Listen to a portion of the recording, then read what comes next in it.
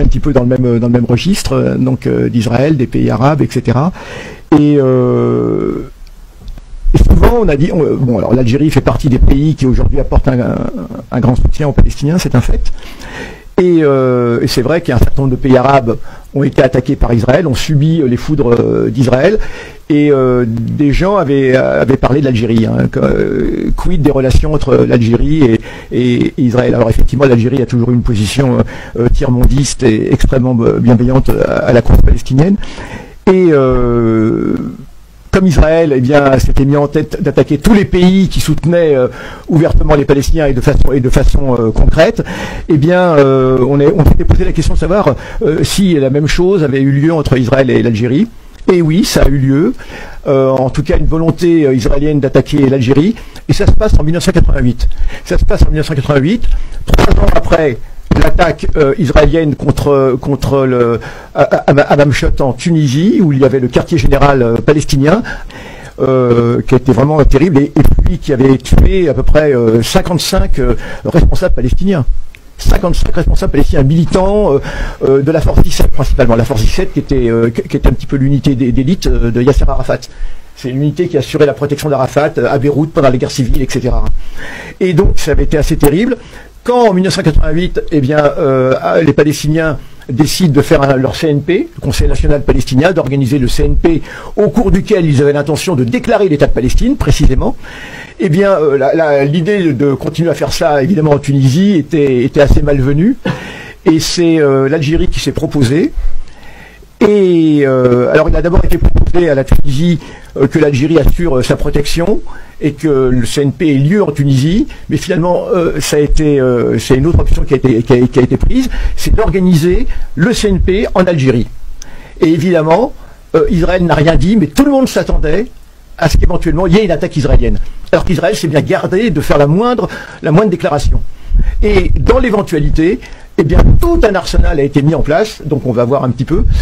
Alors, 88, c'est le moment où l'armée algérienne est à son climax, comme on dit, hein, est à son plus haut niveau du rapport qualité, au niveau du rapport entraînement des pilotes, des différents équipages, et surtout au niveau du matériel. Eh bien, ils ont installé tout un dispositif absolument incroyable de protection, avec des radars qui étaient avancés, y compris en Tunisie, des stations radars mobiles, et des stations radars mobiles, et puis des défenses antiaériennes, avec des missiles très performants de l'époque, qui étaient jalonnés depuis Annaba vers la frontière tunisienne, jusqu'à Alger, et même au-delà, jusqu'à Oran.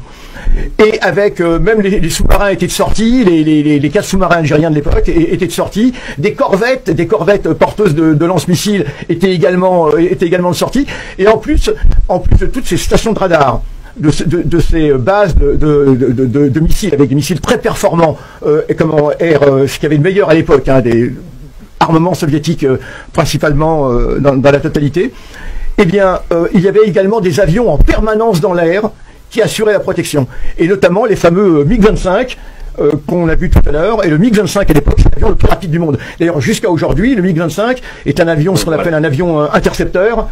Voilà. Eh bien, le 10 novembre, eh bien, une agitation électronique très importante a lieu. Toutes les stations radars commencent à vibrer, et on signale l'arrivée d'un fort groupe d'avions en provenance de l'Est de la Méditerranée.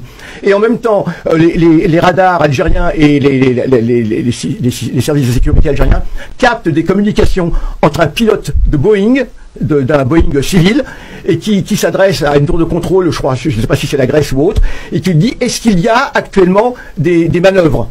Parce que généralement, quand il y a des manœuvres aériennes, elles sont signalées comme ça, les Boeing, etc.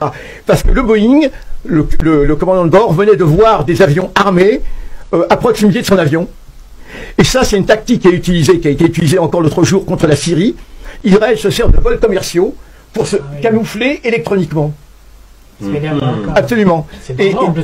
C'est très dangereux, évidemment, pour les vols civils. Et il y a eu déjà malheureusement des... Alors là, c'est qu'elle a mis le suspense. Oui, le suspense termine. Et donc un fort vol, une formation d'avions arrive de l'Est de la Méditerranée, va survoler la Sicile, vole en direction de la Sardaigne, et les avions se regroupent au niveau de la Sardaigne et foncent vers le sud. Et à partir de ce moment-là, donc, on envoie en Algérie, on envoie des avions supplémentaires encore avec des MiG-25, des MiG-21, des MiG-22, etc. Et évidemment, il y avait tellement d'armes. Et finalement, eh ben, on a vu que la formation a repris ses chemins. Et d'autant plus que dans le port d'Alger, il y avait un navire soviétique qui était là, avec une station de radar extrêmement puissante, et qui était en